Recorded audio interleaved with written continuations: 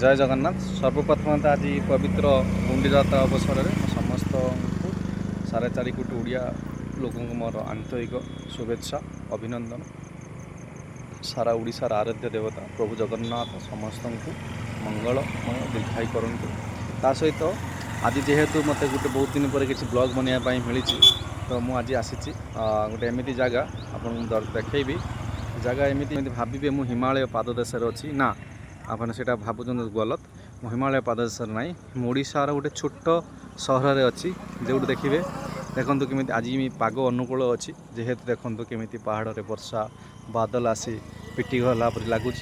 देखूँ चारि पार्श्व बादल पहाड़ पर्वत सहर छोट नदी भी बोई जाइए बहुत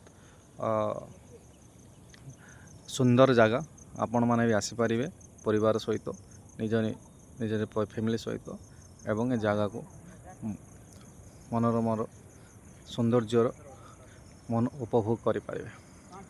रही जय जगन्नाथ। पार्ट 2 आपण मैंने जानी थे जगार ना कमेंट करेंगे ना पार्ट 2 रे मु आपण मानू ए जगार ना कहि। जय जगन्नाथ।